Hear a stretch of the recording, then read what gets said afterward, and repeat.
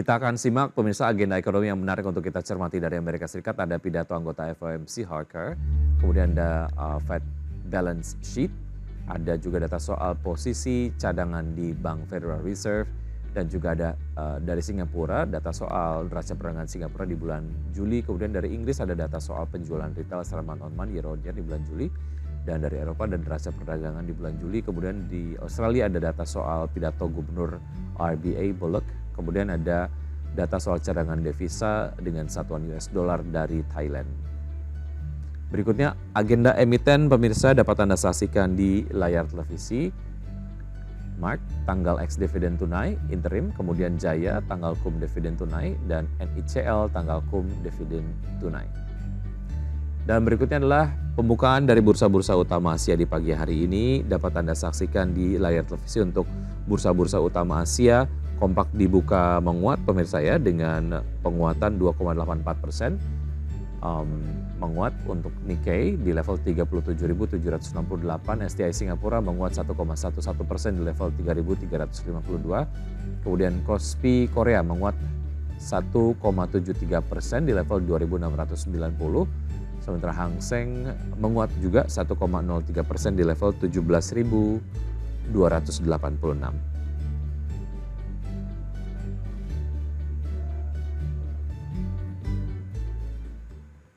Dan pemirsa saat ini sudah tersambung melalui video conference ada Bapak Gembong Suwito, Direktur Edukasi dan Investasi Samology. Apa kabar? Selamat pagi Pak Gembong. Kabar baik, selamat pagi Mas Wiki, selamat pagi IDX Channel dari Indonesia.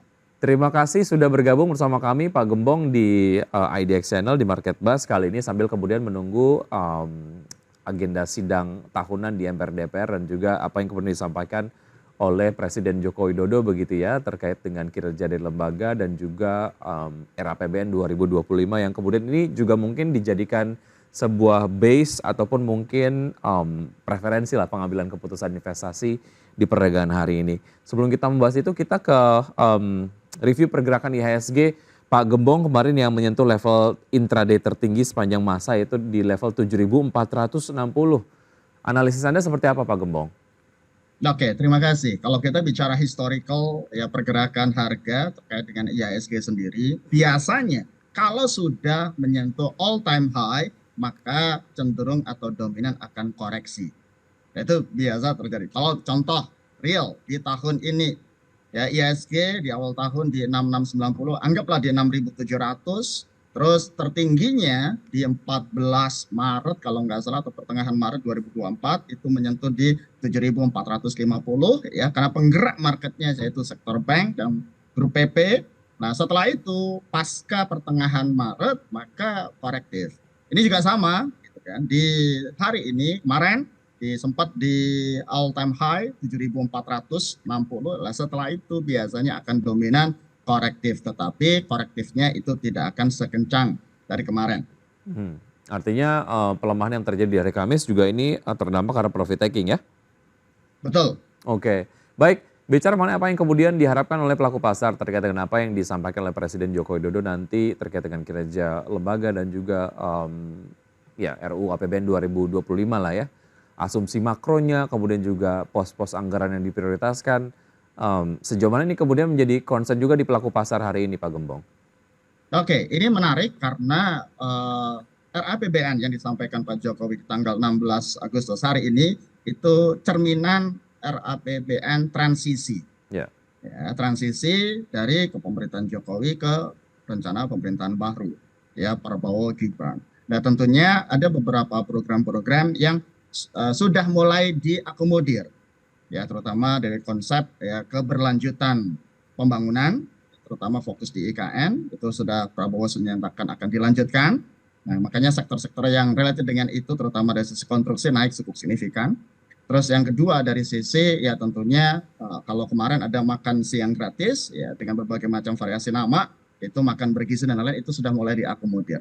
Jadi ini menarik dari sisi asumsi APBN 2025 yang disampaikan, ya kita boleh kilas ya kira-kira asumsi makro yang disampaikan mungkin Oke, di APBN, RAPBN 2025 ini ya income-nya kira-kira di 2.983 triliun, anggaplah di 3.000 triliun, sedangkan belanja pemerintah itu kisaran di 3.500 triliun. Artinya defisit. Nah, defisit yang diasumsikan makro itu kisaran di 500 atau sekitar 2,2 atau 2,3 dari PDB.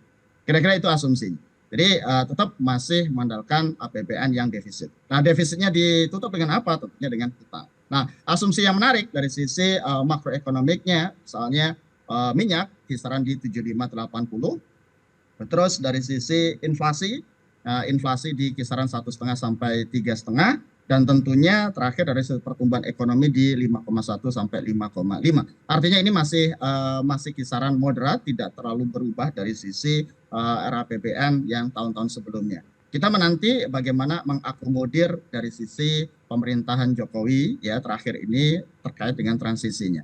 Jadi itu yang nanti oleh pelaku pasar. Kalau misalnya ternyata dari sisi prospek anggarannya akomodirnya lebih besar, maka itu akan menjadi sentimen positif untuk hari ini. Tetapi kalau secara market, kecenderungan IHSG akan dominan untuk korektif. Baik, baik. Bicara mengenai sektor konstruksi sendiri, alokasi anggaran ataupun APBN untuk pembangunan IKN Nusantara sendiri memang belum dilakukan ataupun diserap 100%, artinya memang ada possibility untuk penyerapan yang lebih besar begitu ya, menuju peralihan pemerintahan, artinya sektor-sektor konstruksi dapat kemudian memanfaatkan momentum ini, makanya seperti yang Anda tadi sampaikan, pergerakannya cukup positif untuk sektor-sektor konstruksi. Baik, bicara mengenai pembukaan bursa-bursa utama Asia di pagi hari ini yang kompak dibuka menguat, Wall Street juga demikian. Artinya secara possibility akan bergerak sideways saja di hari ini gitu karena sentimennya cukup berimbang antara yang kemudian melihat possibility terkoreksi karena profit taking, karena kemarin sudah all time high, tapi kemudian juga dimix dengan pergerakan dari bursa global dan juga Asia yang kompak positif di pagi hari ini. Seperti apa Pak Gembong? Betul. Jadi kalau untuk hari ini itu lebih kecenderungan mix. Ya. Kalaupun ada kenaikan ataupun penurunan, relatif pergerakannya akan tipis, nggak sampai di 0,5%. Karena memang satu kita akan sangat terpengaruh dari sisi global. Nah di sisi global sendiri di awal Agustus kemarin memang ada sempat kekhawatiran terkait dengan di data-data Amerika ada potensi untuk resesi, terutama di sektor tenaga kerja. Itu yang menyebabkan ya sempat di awal bulan Agustus ini bursa global mengalami penurunan yang cukup signifikan. Wall Street terutama dari sisi Asia dan lainnya. Tapi sekarang dengan data-data ya dari sisi Amerika ya terkait dengan data-data itu lebih jauh. Oke, kekhawatiran terkait dengan apa yang disebut sebagai resesi itu semakin berkurang. Terus ditambah dari potensi untuk penurunan suku bunga, kecenderungan kemungkinan besar ya market berharap itu di September, itu tanda-tandanya cukup jelas itu ada. Ya kemarin ya disampaikan data inflasi Amerika yaitu di kisaran 3% dan ini yang terbaru ya terendah selama hampir 2 tahun terakhir. Jadi target dari sisi The Fed itu sudah mulai masuk yaitu inflasi ya plus minus di 2%. Jadi ini yang membuka ruang bahwa kemungkinan potensi penurunan suku bunga itu terjadi. Oleh karena itu, ya saham-saham ya di Amerika maupun di bursa-bursa regional itu kompak mengalami penguatan atau rebound pasca kekhawatiran terkait dengan resesi di awal Agustus kemarin. Baik, oke. Artinya kalau kita kemudian lihat dan juga refleksikan support di 7.400 masih kemudian akan terjadi di hari ini atau berpeluang ada new all time high menurut Anda Pak Gembong? Oke, terkait dengan hari ini ya IHSG ini kecenderungan mix. Pondasi terbesar dari IHSG kalau dulu di old blue chip yaitu sektor banking dan misalnya penggerak marketnya di Telkom sampai ke Astra. Tapi tahun ini itu shifting. Ada beberapa grup konglomerasi terutama di grup PP yang itu menjadi penggerak market. Contoh brand TPIA, Cuan dan lainnya itu ya secara faktual market size-nya itu cukup besar. Jadi berimbang. Kalau dari sisi big bank untuk hari ini terutama dari sisi BCA, terus Mandiri, BNI ataupun BRI, kalaupun ada kenaikan tipis kecenderungan untuk korektif. Nah, tinggal sisi pendukung yang kedua, grup aglomerasi ini di grup PP, apakah terjadi penurunan atau kenaikan? Kalau terjadi kenaikan, maka ini akan menjadi pendorong IHSG, ya bisa ke all time high, yaitu di atas 7.460. Namun, kalau misalnya Big Bang korektif, ya terus grup PP ini juga korektif, maka support terbesar terkuat di hari ini 7.400 akan tertembus. Kira-kira seperti itu, Mas Vicky. Baik, usai jeda berikut ini tentu saja berdasarkan analisa dari Anda tadi Pak Gembong, tentu saja ada saham-saham direkomendasikan pagi hari ini dari Anda. Kita akan bahas usai jeda berikut ini dan pemirsa tetap bersama kami akan segera kembali. Ya pemirsa, terima kasih Anda masih bergabung bersama kami di Market Buzz dan saya masih berbincang bersama Pak Gembong Suito, Direktur Edukasi dan Investasi Sahamology. Sebelum kita kemudian lanjutkan perbincangan terkait dengan saham-saham pilihan di pagi hari ini dari Pak Gembong, kita akan ke pembahasan sedikit mengenai saham properti Pak Gembong yang kemudian kita lihat ini nampaknya dipimpin oleh saham-saham BUMN begitu ya. Analisis Anda terkait dengan saham properti dan mungkin rekomendasinya untuk saham-saham berbasis properti seperti apa Pak Gembong? Oke, kalau di sisi properti ada dua, sektor konstruksi dan properti real estate-nya. Ya, terutama kalau di sisi konstruksi memang ada dua sentimen. Pertama dari sisi sentimen positif dari PNN, ya, penanaman modal dari sisi negara ke BUMN-nya itu udah ada kepastian, ya sudah dapat. Akhirnya itu yang membuat katalis positif pertama dari sisi grup konstruksi. Jadi dengan ada kepastian ya suntikan modal, karena masalah mereka adalah dari sisi hutang dan ekuitasnya ya, terutama dari sisi hutang. Maka perlu ya yang namanya suntikan PNM tersebut. Itu ada yang pertama. Makanya grup WIKA, PTPP, ADI terutama dari sisi WIKA itu dari 100 saat ini menjadi 260 atau 300-an, sempat berarti 3 kali lipat. Yang kedua dari sisi pada saat kemarin Prabowo ke IKN dia sampaikan bahwa IKN akan lanjut, berarti sustainability atau kontinuitas dari sisi IKN itu akan terjadi, sektor konstruksi juga akan diuntungkan. Itu yang katalis positif dari sektor konstruksinya. Tapi memang dihati-hati karena memang model bisnisnya di sisi konstruksi ini masih rawan, terutama dari sisi hutang. Yang kedua, di sisi emiten sektor real estate ya, di situ pemainnya misalnya contoh dari sisi Pakuwon, terus SMRA, BSDE, CTRA. Nah, sektor real estate ini memang ada sentimen positif ya. Kalau ingat 1 bulan kemarin pada saat diundang di sini kita sampaikan bahwa salah satu sektor yang menjadi swing trade bullish adalah sektor dari sisi real estate. Kenapa? Karena memang pada saat itu tren ya tanda-tanda penurunan suku bunga akan terjadi di semester kedua. Ya, itu yang membuat katalis positif dari sisi sektor real estate. Ditambah dari memang ada perbaikan dari sisi kinerja fundamental laporan keuangan, ada perbaikan dari sisi sales sampai yang paling bottom line itu dari sisi EPS-nya, earning per share-nya itu rata-rata mengalami kenaikan. Contoh P1, SMRA, BSDE, CTRA itu rata-rata mengalami kenaikan. Nah, ini menjadi sentimen positif. Kira-kira seperti itu. Oke, baik. Spesifik ke Wika sendiri menurut Anda menarik nggak Pak Gembong secara harga terakhir dan juga potensial upside-nya? Saat ini rawan akan koreksi. Kenapa? Kalau lihat historicalnya ya terutama dari sisi Wika ya 300 saat ini bentuk candle-nya itu sudah ada tekanan terkait dengan jualan, dan kalau lihat historicalnya sudah naik hampir 2,5 sampai 3 kali lipat. Artinya itu rawan profit taking. Jadi ya biasanya kalau untuk masuk sekarang kita tidak rekomendasikan. Ya, Wika terus PTPP, ADI kita tidak masuk untuk saat ini, gitu kan? Karena memang ya mendingan ketimbang masanya beli di pucuk, mendingan tunggu korektif, tunggu di level terutama di MA 100 atau MA 200-nya nanti, gitu kan? Karena memang hari ini ya itu sudah terapresiasi cukup tinggi. Potensi untuk naik ke depan itu akan lebih tipis. Jadi untuk konstruksi terutama itu kita wait and see dulu, tidak masuk untuk hari ini. Justru profit taking kita. Baik. Dihindari terlebih dahulu, malah dilepas terlebih dahulu begitu ya, Pak Gembong. Betul. Ya. Baik, kita ke sektor infrastruktur yang menjadi pemberat pergerakan IHSG. Salah satunya adalah ada Indosat dan juga Brand, kemudian JSMR. Analisa Anda terkait dengan saham-saham ini seperti apa Pak Gembong? Oke, kalau kita bicara sektor infrastruktur pemberatnya, satu dari sisi Indosat sendiri. Indosat ini pergerakan harganya di atas 11.200 ya, tetapi menyentuh di 12.000 akan susah. Ya karena memang kalau kita bicara liquidity retail itu di saham di atas 10.000 itu mahal.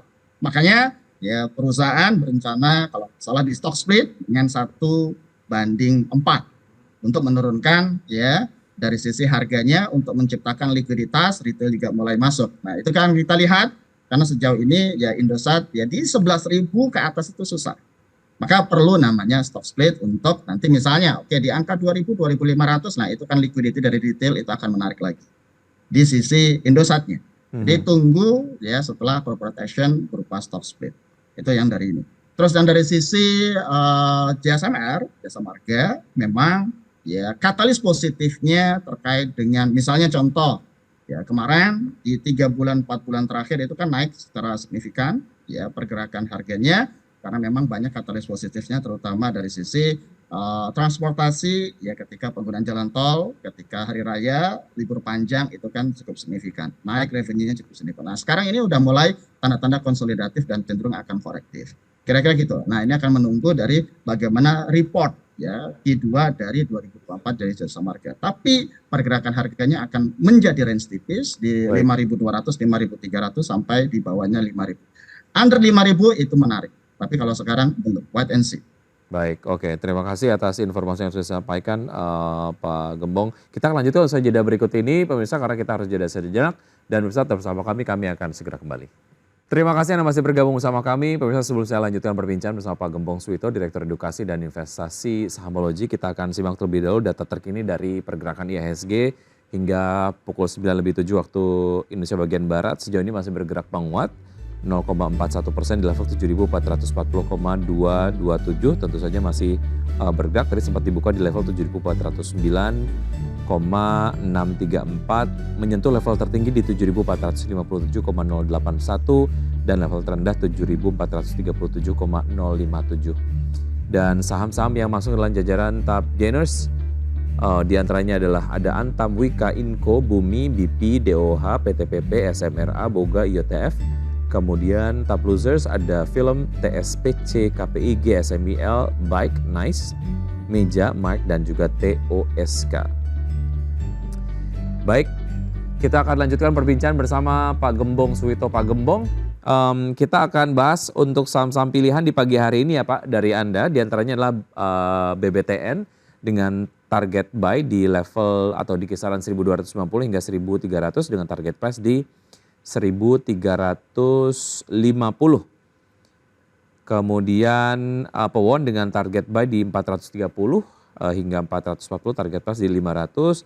Kemudian stop loss di 420 ya. Kemudian ada JPFA target buy maksud kami 1545 hingga 1550, target price di 1750 dengan stop loss ini adalah di level 1510. Kemudian BRPT target buy di 1060 dan di antara 1060 hingga 1080 dengan target price di 1280. Kita ke BBTN terlebih dahulu. Pak Gembong, seperti apa analisisnya? Oke, kalau dari sisi BBTN tadi kita sampaikan bahwa story besarnya dari sisi global akan ada tren penurunan suku bunga. Dan ini kira-kira di September atau at least minimal dari sisi akhir tahun. Maka ya sektor-sektor yang related dengan katalis positif dari penurunan suku bunga, ya kita akan sampaikan kalau dari sisi perbankan, maka yang terkait dengan pembiayaan KPR dan lainnya tentunya di sisi BBTN. Oleh karena itu kita akan rekomendasikan di BBTN. Itu kita rekomendasi sejak kemarin di kisaran 1.200-an. Sejauh ini masih on track, strategik yang kita gunakan adalah swing trade, artinya memang kita lebih suka untuk saham-saham yang bergerak secara medium term atau long term, itu posisinya mengikuti tren atau arus secara fundamental maupun sisi technical. BBTN targetnya di 12 ya 1.290 atau 1.300 ya, targetnya masih sangat realistis di 1.350 atau 1.400 ya. Itu berdasarkan price actionnya. Kalau secara fundamental valuasi BBTN harusnya di 1.500 ya, karena memang ya secara valuasi fundamental ini sangat murah. Itu yang pertama dari sisi BBTN. Cuman kalau memang bergerak harganya kebalikan arah, ya manajemen risiko yang kita lakukan, stop loss-nya di 1.270. Kira-kira seperti itu untuk BBTN. Baik, BBTN level terakhir ada di 1305. Tapi kemudian kalau lihat secara valuasi harganya sendiri ini memang masih murah begitu ya, bisa langsung masuk untuk BBTN ya Pak ya? Betul, Target secara price-nya bisa akumulatif ya. siap, bisa masuk di level 1.400-an. Baik, untuk saham berikutnya yang Anda rekomendasikan adalah Pewon, seperti apa Pak? Oke, dari sisi P1, nah sebenarnya sektor real estate ya itu ada dua yang menjadi highlight kita, P1 dan SMRA. Ya, tapi kalau kita lihat, kalau SMRA itu lebih ke fluktuatif dalam arti kalau pengen gain lebih cepat maka di SMRA. Tetapi kalau pengen pergerakannya relatif lebih stabil, ya seperti kita karena kan kita bicara ya karakter kita rata-rata lebih suka yang pergerakan saham yang ya pelan-pelan tetapi ya cenderung positifnya itu lebih kuat, volatilitasnya lebih rendah. Kan? Nah, P1 ini targetnya di 430 sampai 4.400. Ya, kemarin sempat diapresiasi ya under 400 kita masuk. Nah, kalau sekarang buy di kisaran 4.300, 4.440 ya karena secara tren itu masih uptrend, secara tren untuk fundamental penurunan suku bunga akan terjadi, ya TP-nya di 500. Ya, TP-nya di 500. Kalau valuasi fundamental itu di 550-an. Tetapi kita ya realistis TP-nya di 500, tapi kalau pergerakan harganya berubah, mitigasi risiko yang kita lakukan stop loss itu di 420 untuk P1. Baik, untuk JPFA dan BRPT Pak, singkat saja analisisnya. Oke, JAPFA target buy di 1545 sampai 1550 ya, target price-nya 1750 dan stop loss-nya di 1510. Yang kedua di BRPT ini ranging ya, di buy di 1060 sampai 1080, target price-nya itu kisaran 280 atau 1300 dan stop loss-nya di 1040. Itu dari sisi BRPT. Baik, BRPT itu ya sudah berarti BTN, Pewon, JPFA dan juga BRPT. Baik, sedikit mengenai pergerakan dari IHSG, Pak Gembong sejauh ini masih bergerak menguat, analisis Anda seperti apa? Betul, nah ini kan biasanya kalau misalnya ya Pak Jokowi ya itu mau RAPBN pidato, tentunya kan di sini ada optimisme market. Nah nanti begitu beliau pidato maka akan sangat jelas arah dari RAPBN 2025. Sesi 1 biasanya akan ya positif, tetapi positifnya pun tidak akan banyak. Karena terutama penggerak marketnya dari sisi Big Bang itu kenaikannya terbatas, asal grup PP tidak korektif aja, maka IHSG tetap akan positif untuk hari ini. Namun kalau PP korektif, maka korektifnya juga nggak akan banyak, karena memang di kisaran support 7.400 masih cukup kuat. Baik, Pak Gembong. Hari ini pergerakannya positif untuk tipis. Baik, Pak Gembong, terima kasih atas informasi yang Anda sudah sampaikan dan juga analisis yang sudah disampaikan. Semoga ini menjadi referensi pelaku pasar dalam berinvestasi hari ini. Sukses untuk Anda, sehat selalu Pak Gembong, sampai jumpa. Terima kasih. Baik.